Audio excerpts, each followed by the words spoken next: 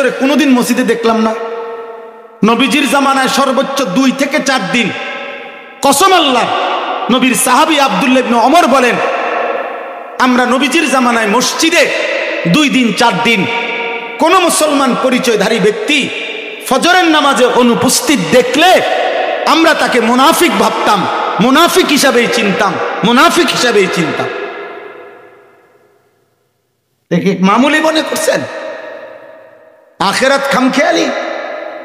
এই নওজোয়ান বলো না ভাইয়া,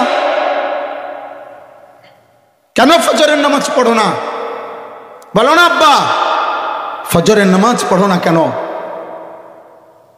রাসূলুল্লাহ সাল্লাল্লাহু আলাইহি সাল্লাম স্পষ্ট বলছে যে ফজরের নামাজ পড়ে না সে মুনাফিক, মুনাফিক, মুনাফিক বলছে নবী। বিশুদ্ধ হাদিস, ইন্না আসকালা সালাতিন আলাল মুনাফিকিন সালাতুল ইশা ও সালাতুল ফজর। বুখারী মুসলিমের হাদিস।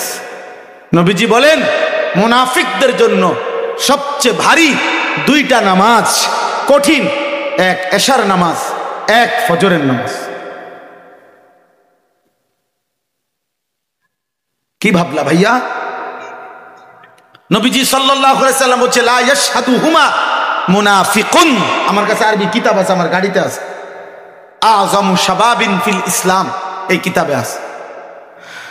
নবীজি বলছে ফজর এবং এশার নামাজে উপস্থিত হয় না কে? নবী বলছে মুনাফিক, মুনাফিক, মুনাফিক। আমার দোস্ত, আমার সবচেয়ে বেশি ভয় হয় যিনি হাসরের ময়দানে সুপারিশ করবেন তিনি বললেন তোমাকে তুমি মুনাফিক। এবার বলো না বাপ, হাসরের ময়দানে তোমার কোন আব্বা তোমার জন্য সুপারিশ করবে?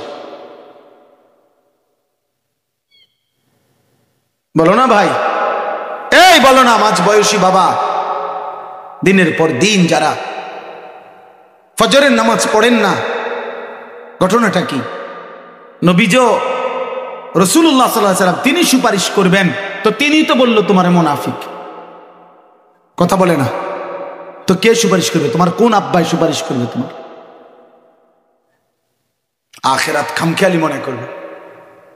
কেউ যদি 100 কোটি টাকাও দান করে, এটা একটা আমল, দান সাদাকা এটা একটা আমল, ঠিক আছে, 100 বার এটা অনেক নেকি, অনেক ফজিলত, কিন্তু এটা পুরা ইসলাম? কথা বলে না কেন? এটা পুরা দিন। তো বাকি আমলগুলো আপনি মনে করেন আজকে 10 বছর ধরে যে কোনোদিন 5 ওয়াক্ত নামাজ পড়ে নাই এমন মুসলমানকেও যদি আপনি জিজ্ঞেস করেন যে ভাই নামাজ কয় ওয়াক্ত, তো উনি কি বলবে? 12 ওয়াক্ত। কয় ওয়াক্ত? তো এটা তো হেও জানে। আজকে 30 বছর ধরে যে সুদ খায় এই হারামখোরকে জিজ্ঞেস করেন যে আপনি বলেন তো যে সুদ খাওয়া কি? ওই কি বলবে? মুস্তাহাব। কি বলবে? তো এইটা তো হেও জানে। তা আমরাও তো এইটাই জানি যে সুদ খাওয়া হারাম। এই জন্য কিছু তো আছে যে এমনি জানে আর কি, এমন জানে অনেকেই অনেক কিছু জানে, কিন্তু আমলের তৌফিক হওয়া, মানার তৌফিক হওয়া, মানার সুযোগ পাওয়া, গ্রহণ করার, নিজের জীবনে বাস্তবায়ন করার, এটা আল্লাহ তাআলার রহমত, দয়া, আল্লাহর দেওয়া তৌফিকের বরকতে হয়। 30,000 টাকা দিয়া বেহেস্ত মসজিদে টাকা 30,000 দিছে, উনি মোটামুটি চিন্তা করছে আশা করি জামুগা বেহেস্ত। না, এত টাকা দই না, লোকও তো নাই, বেহেস্তে যাওয়ার মতো লোক তো উনি দেখতেছে না, বুঝলেন? অনেক লোক দেখবেন মাঝ বয়সী চা দোকানে বসে বসে বিড়ি খায়, টেলিভিশনে নর্তকীর নাচ গান দেখে, আর এই বিড়ি খাওয়া অবস্থায় কয় নাই তো কোনো ভালো লোক তো দেখি না। না চাচা, করতে দেখবেন পৃথিবীর শেষ ভালো লোক তো আপনি তো পৃথিবীতে শেষ পিস, ভালো লোকের শেষ উদাহরণ আপনি। এ বিড়ি খাই নামনে পৃথিবীর কোনো কারণে বাইসেন্স যদি আমনে মারা যান তাহলে ভালো লোকের অভাবে পৃথিবী উল্টে যাবে। আপনি মরেন না, কষ্ট করে বিড়ি খাইতে থাকেন, আরো কিছুদিন আমাদের উপরে দয়া করেন। ফাজলামি কথার আর জায়গা নাই, ভালো লোক নাই, উনি সাদওয়ারে ভালো লোক খোঁজে। এজন্য বাপ খামখেয়ালি না করা, খামখেয়ালি না। 2টা বা 3টা ভালো কাজ দিয়ে, 2টা বা 3টা জনকল্যাণমূলক কাজ দিয়ে দোস্ত মনে রাখবেন, সমাজসেবক হওয়া যায়, জনদরদি হওয়া যায়, দুনিয়াবি কোনো পদ পদবি মিলা যায়, কিন্তু আখিরাতের জাহান্নাম থেকে মুক্তির জন্য, জান্নাতি হওয়ার জন্য খোদার কসম পুরা দিন, পুরা ইসলাম শতভাগ মানতে হয়। এটা জরুরি, এটা জরুরি। রাস্তায় মাটি ঠিক করে দিছেন, গাছ লাগাইয়া দিছেন, 10 জন বিধবারে 2000 করে 20,000 টাকা দিছেন, এরপরে দিয়ে পরীক্ষার্থী 10 জন ছেলেকে 1000 করে 10,000 টাকা দিছেন, এবং 2টা-4টা ভালো কাজের দ্বারা জনদরদি হওয়া যায়। কিন্তু জাহান্নাম থেকে বাঁচতে হলে আল্লাহর দ্বীন, শরীয়তের বিধান সবগুলা মানতে হয়, সবগুলা মান। সকাল থেকে সন্ধ্যা পর্যন্ত তো রাস্তা ঠিক করলেন, জোহরের নামাজ যে পড়লেন না, কান্দা কিতা করলেন? আসরের নামাজ যে পড়লেন না, মাগরিব যে পড়লেন না, ফজরের নামাজ যে পড়েন না, বাকিগুলোর কি খবর? ওযু নামাজ, হালাল হারাম, টাকা না দিছেন 1 কোটি, আপনি যদি সুদ খান, লোন কত, কিস্তি কত, মস্কারি করেন, স্লোগান, দুনিয়ার স্লোগান দিয়ে হবে। খোদার কসম অপ্রিয় হলেও সত্য এটা। আল্লাহ নবী সাল্লাল্লাহু আলাইহি ওয়াসাল্লাম বলছেন, হাসরের ময়দানে মহান আল্লাহর সামনে প্রত্যেকটা টাকার ব্যাপারে, একটা পয়সার ব্যাপারে রবের কাছে 2টা হিসাব দিতে হবে। মিন আইনা ইকতাসাবাহু ওয়া ফীমা আনফাকাহু। 1 পয়সা আল্লাহ জিজ্ঞেস করবে, আমার বান্দা বলো না কোত্থেকে উপার্জন করেছো এবং কোথায় ব্যয় করেছো। ক্রেডিট ডেবিট দোনোটা দেখাও। আয় কেমনে হয়েছে এটা কও, ব্যয় কেমনে হয়েছে ওইটা কও, দোনোটা মিলাইয়া এরপরে ফাইল জমা দাও। ক্রেডিট ডেবিট দোনোটা দাও। ব্যাংকের কর্মকর্তা 4টার পরে যদিও ছুটি হয়, ব্যাংকের টাইম শেষ হয়, কিন্তু আজকের আয় ব্যয় না মিলাইলে এবারটা যাইতারে না। জিগা ব্যাংক কর্মকর্তার নিয়ম হলো সে আজকের ক্রেডিট ডেবিট মিলাই যাইতে হবে, মানে আয় ব্যয় কম্পিউটারে কাগজে সব মিলাইয়া দিয়া তারপরে সে বাইরে হতে হয়। আয় ব্যয় মিলাইতে হবে, আমাকে হিসাব দিতে হবে একটা টাকা কোত্থেকে আনেছি, কোথায় ব্যয় করেছি। উম্মত ছোট্ট থেকে ছোট্ট নেক আমলের সুযোগকে ছোট মনে করো না। 1 জাররা একটু ভালো কাজ, এটুকু সুযোগকে তুমি হেলায় ফেলে দিও, হোক সামান্য, ছোট মনে করো না। নবীজি সাল্লাল্লাহু আলাইহি সাল্লাম উদাহরণ দিছেন, যেমন নবীজি নিজে উদাহরণ দিছেন, যেমন মনে করো তুমি একজন সামর্থ্যবান পুরুষ, তো তুমি তোমার এই চাপ কল থেকে তুমি কল চিপ্পা, কথার কথায় তুমি তোমার বালতি পূর্ণ করছো পানি দিয়া। ঠিক এই টাইমে তোমার পরে আরেকজন ব্যক্তি আসছে তোমার চাইতে দুর্বল, ইনিও আসছে বালতি নিয়ে পানি নিবে। আল্লাহর নবী সাল্লাল্লাহু আলাইহি সাল্লাম বলেন, তুমি ইচ্ছে করে তোমার বালতির পানিটা তার বালতিতে দিয়ে দাও। তুমি তো সামর্থ্যবান, তুমি তো ইচ্ছা করলে আরেক বালতি পানি তুমি নিতে পারবা। আল্লাহ রাসূল সাল্লাল্লাহু আলাইহি সাল্লাম বলেন, দেখতে মনে হবে এটা একটা ছোট্ট কাজ, যে তোমার বালতির থেকে শুধু তার বালতিতে একটু পানি দিয়ে দিছ, তুমি শুধু ওনার বালতিটা ধরে ট্যাপে পুরাইয়া দিছ। উনি একটু বয়স্ক দুর্বল, তুমি শুধু ট্যাপটা ধরে রেখে বালতিটা পুরাইয়া দিছ।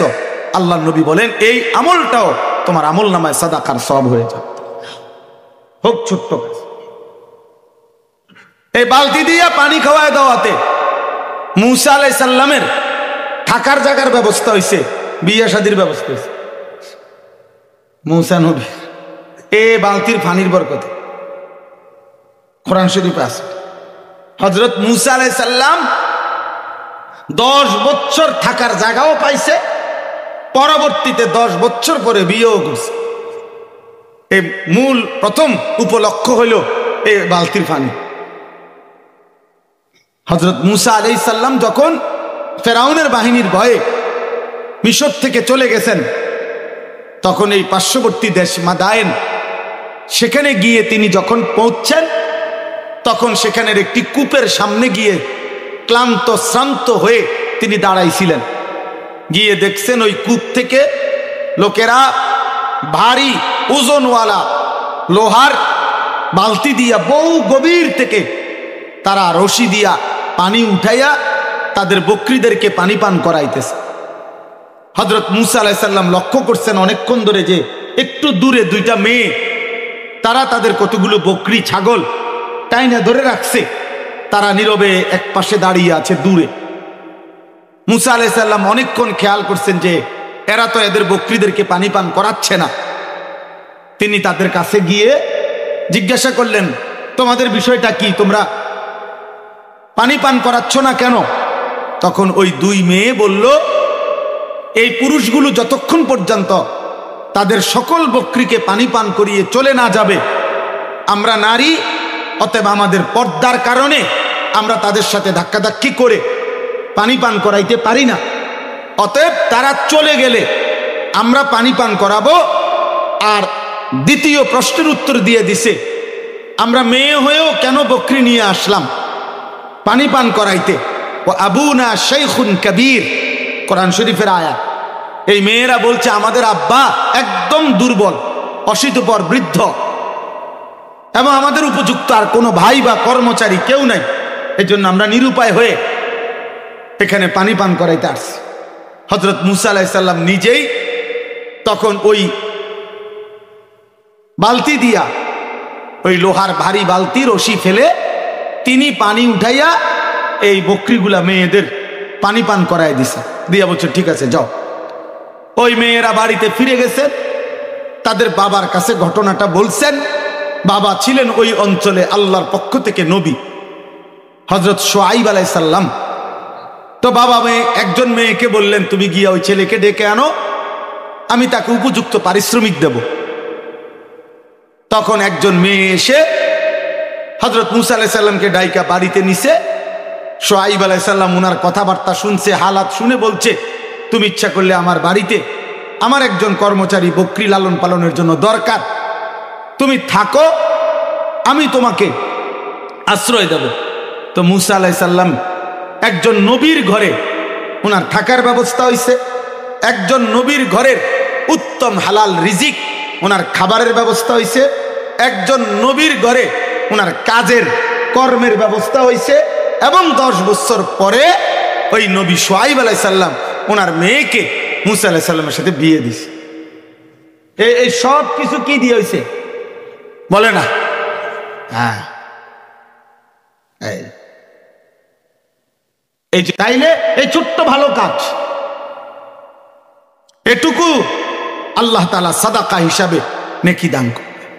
এজন্য ছোট্ট কোনো কাজকে তুচ্ছ মনে করতে না।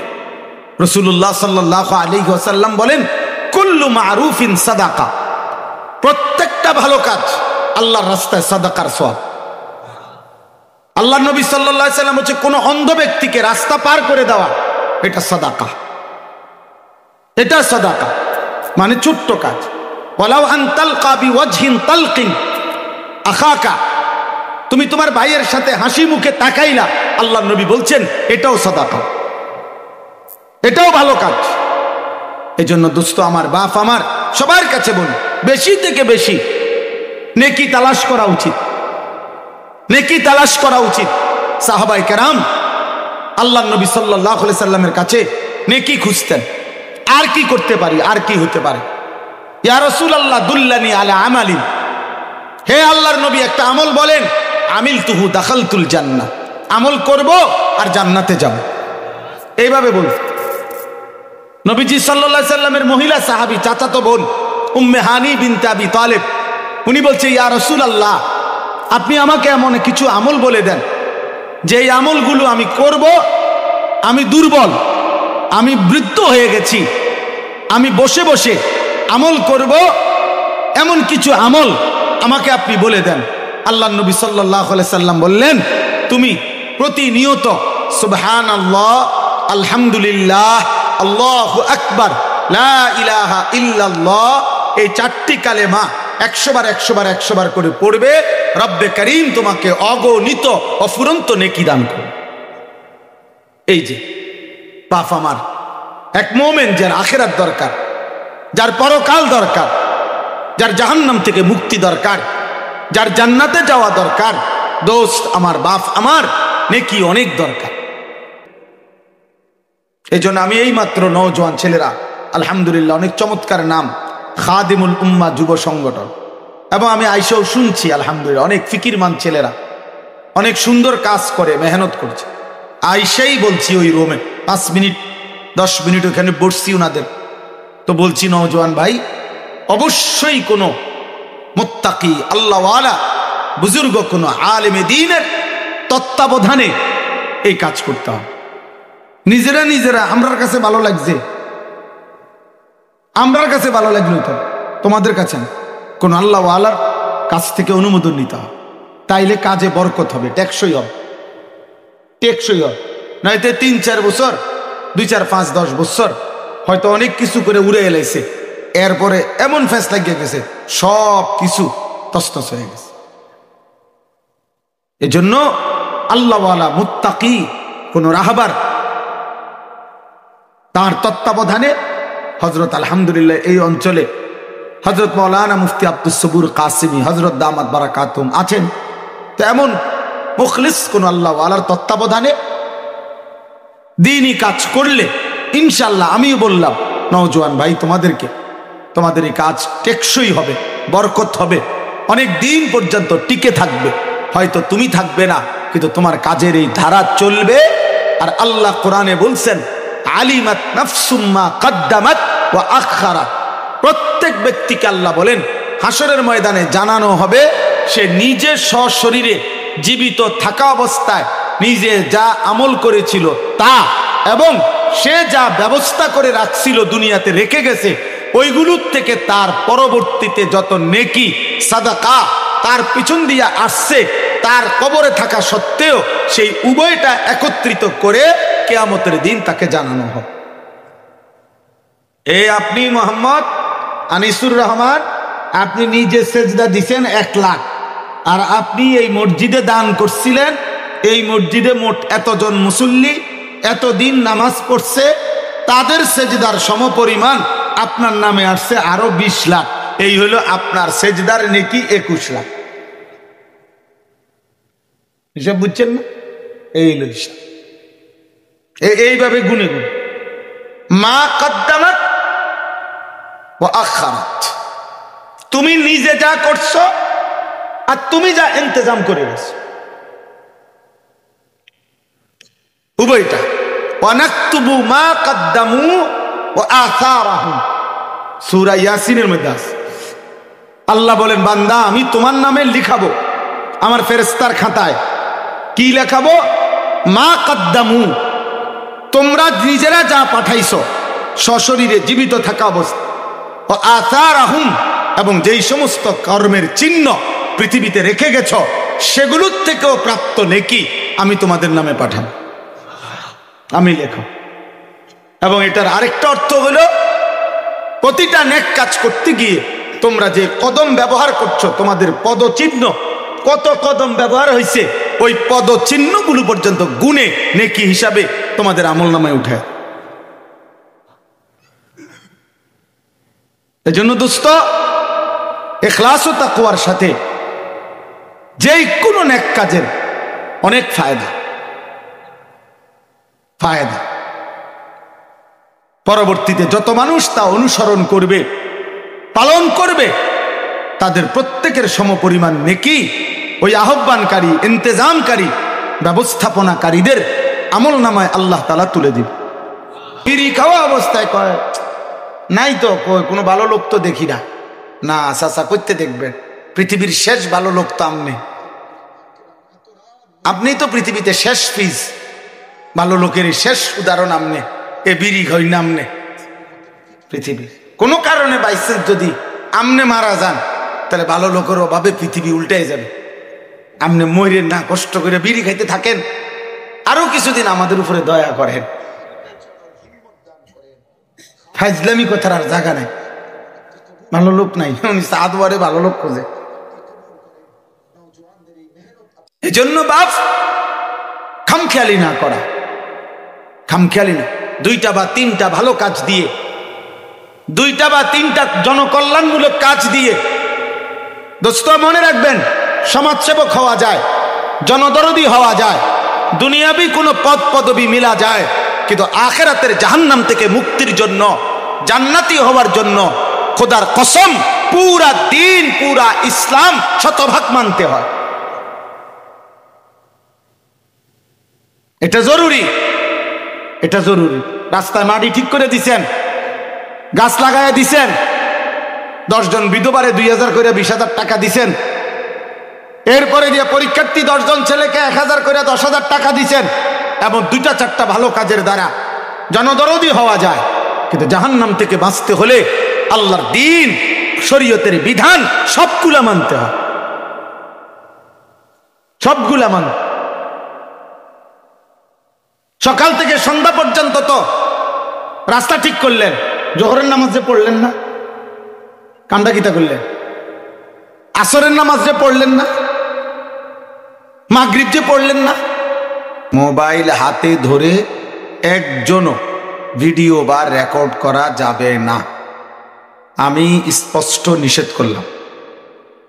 যদি আমার এই কথাটা পছন্দ না হয়, চলে গেলে ভালো, রাত হইছে, ঘুমাইলে ভালো, দয়া কর। আর নাই তো আমি এরপরে নজরে পড়লে উপরে নিচে ডানে বামে পাঞ্জাবিওয়ালা পাঞ্জাবি সারা, টুফিওয়ালা টুফি সারা, যারেই দেখুন তারে ধমক দেব, লজ্জা পাবেন তখন। এজন্য একজনও মোবাইল হাতে ধরে রেকর্ড করা যাবে। আমাদের দিকে তাকাই আসুন, ওলামায়ে কেরামের দিকে তাকিয়ে শুনবে। 2টা কারণ। 1 নম্বর হলো আল্লাহর কথা শুনবার জন্য মনোযোগ জরুরি, আল্লাহর আদেশ। আল্লাহ তাআলা বলছে, যখন কোরআন পড়া হয়, বলা হয়, তো তোমাদের 2টা কাজ, ফাসতামিউ লাহু ওয়া আনসিতু, তোমরা মনোযোগ দিয়ে শোনো এবং চুপ থাকো। আল্লাহ তাআলা বলেন, এতে কি হবে? লাআল্লাকুম তুরহামুন, তোমাদের উপরে অবশ্যই রহমত বর্ষিত হবে।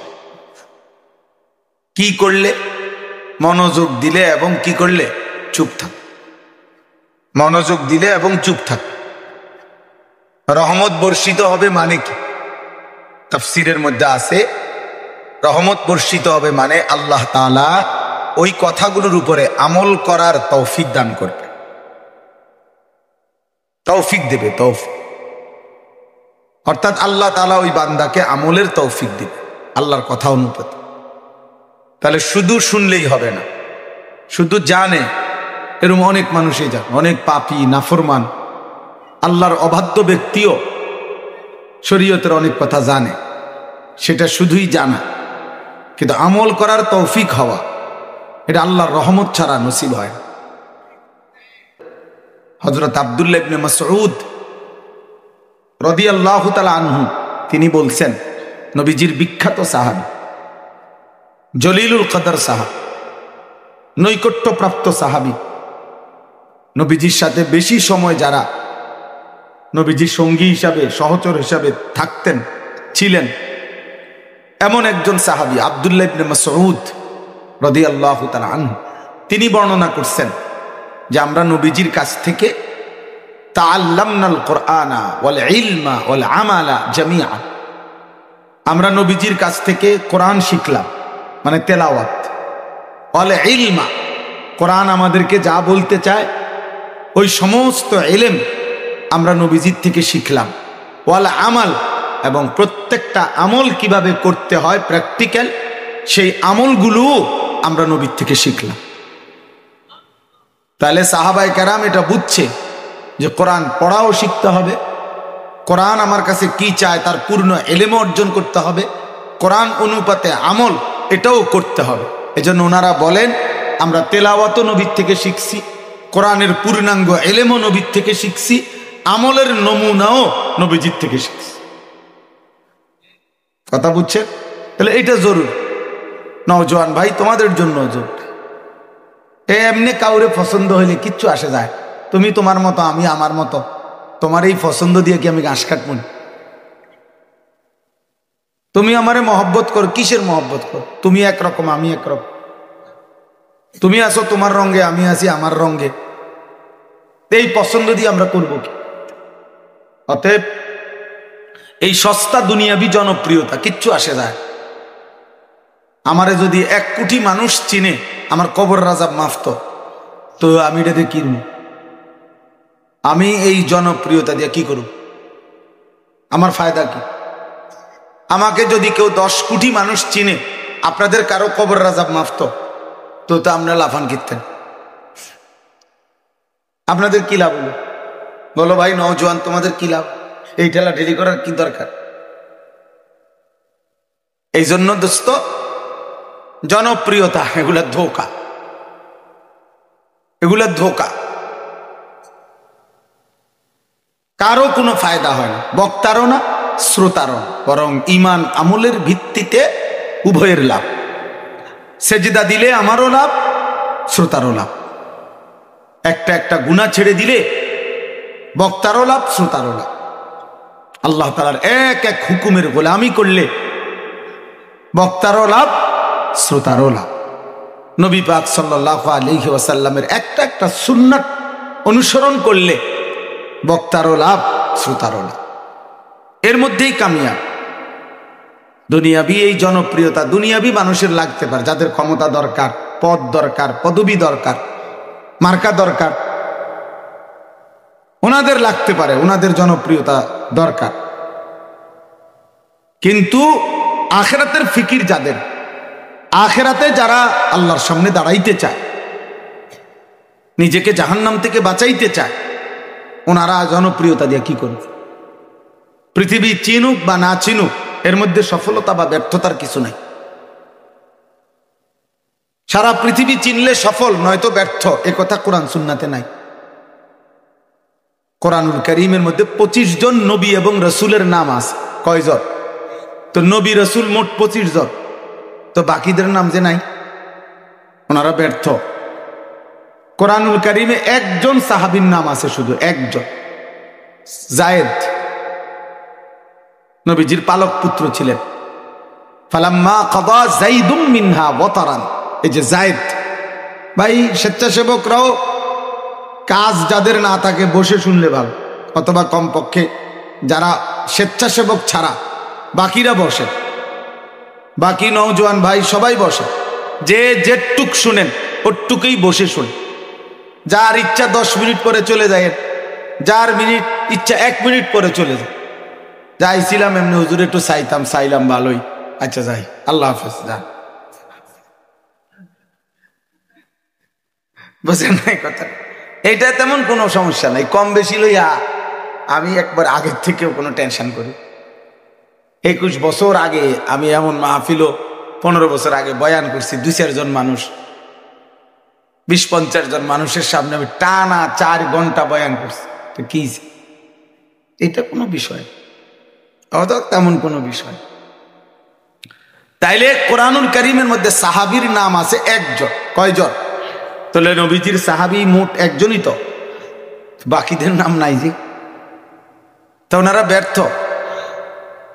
1.25 লক্ষ সাহাবী তো বিদায় হজ্জে আরাফাতের ময়দানে নবীজির সামনে ছিল। তো 1.25 লাখ সাহাবী তো একসাথেই ছিল দাঁড়ানো আরাফাতের ময়দানে হজ্জের সময় নবীজির সাথে। অথচ পৃথিবীর কোনো কিতাবে 10,000 বা 20,000 সাহাবীর নাম পৃথিবীর কোনো কিতাবে নাই।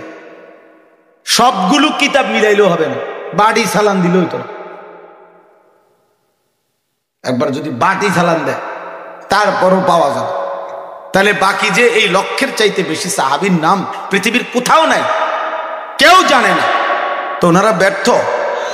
এই কথা বুঝতে দোস্ত, আরশের গায়ে লিখলো কিনা, ওই মহান মালিক গ্রহণ করলো কিনা, সেটা দেখার বিষয়। আমাকে এবং তোমাকে, জওয়ানকে এবং বুড়োকে, আলেমকে এবং শ্রোতাকে মালিক গ্রহণ করছে কিনা, এটা দেখার বিষয়। অতএব আল্লাহ যেন আমাদের প্রত্যেককে কবুল করে, আমাদের প্রত্যেকের খেদমতকে আল্লাহ যেন কবুল করে। যার মধ্যে, আমার মধ্যে, আপনাদের মধ্যে যার মধ্যেই ইখলাস ঘাটতি আছে আল্লাহ যেন পূরণ করে দেয়, পূরণ করে দেয়। এটা জরুরি বাপ। ফুজাইল ইবনে ইয়াজ রাহমাতুল্লাহ আলাইহি বলছেন, যেই কোনো নেক আমল আল্লাহর কাছে কবুল হওয়ার জন্য দুই জিনিস জরুরি। কয় জিনিস? এক নম্বর খালেস হওয়া, দুই নম্বর সালেহ হওয়া। এক নম্বর খালেস হইতে হবে আমল, দুই নম্বর সালেহ হইতে হবে। এক নম্বর কি হওয়া? খালেস হওয়া বলে, দুই নম্বর সালেহ। ওই যে আমলে সালেহ কয় না, শোনেন না এই শব্দটা? ইল্লাল্লাযীনা আমানু ওয়া আমিলুস সালিহাত মান আমিলা সালিহান, এই যে সালেহ, এক নম্বর খালেস, দুই নম্বর সালেহ। তিনি বলেন ফাল আমালু খালিসুন ইযা কানা লিল্লাহ ওয়াল আমালু সালিহুন ইযা কানা আলা সুন্নাহ। কোন আমল খালেস হবে তখন, শুধুই আল্লাহর জন্য হবে যখন। কোন আমল সালেহ বিশুদ্ধ হবে তখন, শতভাগ রাসূলুল্লাহ সাল্লাল্লাহু আলাইহি সাল্লামের সুন্নাত তরিকায় হবে যখন। নাই তো যত সুন্দরই লাগুক, আমরা 30 জন ছেলে, আমাদের কাছে এটা খুব সুন্দর মনে হয়েছে, না তোমার দ্বারা সুন্দর মনে হইতো, সুন্নাহ মোতাবেক হইতো। সুন্নাতের খেলাফ, রাসূলুল্লাহ সাল্লাল্লাহু আলাইহি সাল্লামের তরিকার খেলাফ, এটা 100 কোটি মানুষের পছন্দ হলেও সেটা পরিত্যক্ত, সেটা নেকি হবে না।